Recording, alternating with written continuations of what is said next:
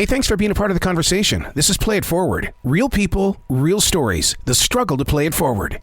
Episode number 607 is with Reverend James Martin, author of Come Forth. Good morning. How are you? Absolutely. I've been looking so forward to this conversation because you sit down. That's so nice. Thank you. Oh, my God. You sit down with us. I mean, right here in the very part of this book, the very beginning, you are so compassionate about who is going to read this book, a non-believer, a believer, somebody who wants to know more. And you say, I am your guide to go into the staircase of the tomb.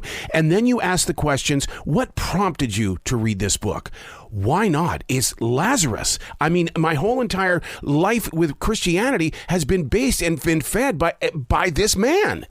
But then you do ask, did he exist? Right there. Yeah, I do. I think it's important for people to ask that question. Even doubters. Did this guy exist? Is it a made-up story? We have to start from the very beginning. And in the book, I go through a lot of the proofs, basically, for how we know Lazarus existed. One of the simplest ones is he has a name, and there are only a few people outside the apostles who are named in the Gospels, and one of the reasons scholars believe that they have names is that the early church would have known them. So it's not just a man, who was a leper or a poor man. It was Lazarus and Martha and Mary. So we can be, I think, 99% sure that these people really existed. Don't you think that our connection with Mary is that we have all been there? We have been in that moment of having no faith, but we needed leadership so that we could gain trust again?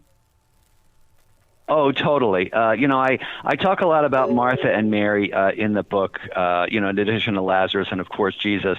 Martha and Mary are really all of us. In that story, they're frustrated that Jesus hasn't come for their brother. Who among us hasn't said, God, you're not working fast enough, right? And so I draw a lot of the parallels between Martha and Mary and us, in our lives, and also the invitation for us to be honest with God in our prayer.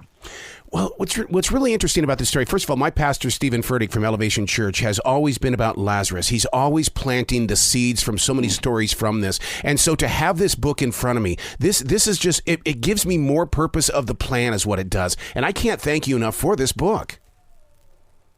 Well, thanks. I mean, I really, it's such an important part of the Gospels for me, and it's always been my favorite gospel story, and I really wanted to kind of take a deep dive into it and look at it from a biblical point of view, a spiritual point of view, a cultural point of view, and even give the reader a bit of a travelogue to say, what is current day Bethany like today? Because it's just a fascinating story, and there's not a lot written about it, in kind of book form. So I wanted to kind of bring it all together. Why is that? Why? Because way, way, way back when I was at a Baptist church in Billings, Montana, we didn't hear of Lazarus. I mean, why is that? Yeah, I don't know. That's a really good question. It's in the sort of cycle of readings towards the end of Lent. At least in the Catholic Church, and I think in other churches. So you only see it once a year. You see it mainly at funerals. People might associate it too much with death because they hear it at funerals a lot. So maybe it's a bit of a mysterious reading for them. And it's something, I think we can imagine Jesus healing people. We can imagine Jesus preaching. I think raising from the dead, it really, it's a challenge for people to believe in. I mean, that is quite the miracle. And as I say in the subtitle to the book, often called Jesus' greatest miracle. So it might be just, it makes demands on us, I think. Yeah. In your own personal life, do you feel uncomfortable during the moments where Jesus is taking his time? Because it doesn't matter how many times I read it or even hear it, I always feel uncomfortable because I'm going, dude, come on, hurry up. I do too. I think it's natural. I think it's human.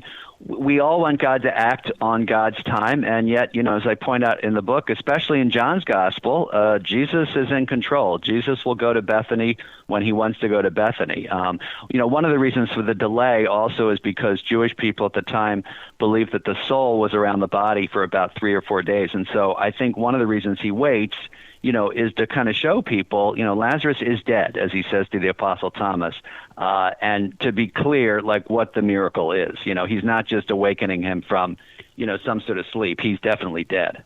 Right. And to see him weep, I can't imagine if I were a fly on the wall to actually see a tear in the eyes of Christ. I don't know how I would have handled that. Well, yeah, and you know what's really beautiful is that really does show his humanity. Yep. I think that's a hard thing for some people to grasp, but it is a mystery. But he's fully human and fully divine, and he, as I often say, he's human when he's raising Lazarus, and he's divine when he's sawing a piece of wood, in Nazareth. So it is very mysterious, but that's a real powerful moment for a lot of people. You have traveled to the Holy Land, and the Holy Land is right now in just terror. And I can't help but wonder, what is it doing to us? Is it building up our inner trust that, hold it, just don't judge, trust that there will be peace? What are you feeling since you have physically stepped on that soil? Well, yeah, and the story of Lazarus, current-day Bethany, is in Palestinian territory. So I talk about that in the book, and it's just heartbreaking, frankly. I don't know what to say other than to continue to pray for peace and hope that, there can be some sort of reconciliation and mutual trust, among these two groups of people that have been at such odds for so long. But I think all we can do is pray for peace. One of the things that you do, and I find this very fascinating and very grateful, is the way that you break down the atmosphere of each person, who they are, what they did, because so many times all we get a verse, and in that verse is a name, and we don't know who that person is, but you're sharing their story with us. Oh, totally. And thanks for bringing that up. I always say, these are real people, right? These are not just fictional characters that walk into a story and walk out of a story. These are real people with backstories and futures and lives. And so, the gospel gives us some clues about who these people are, and at least what their personalities are like. And so I think it's really important to say, I always say to people, Jesus came in a real time, in a real place, and met real people. Reverend, maybe it's just me, but at the end of each chapter, there are questions, and I love that because it's like, what did you learn?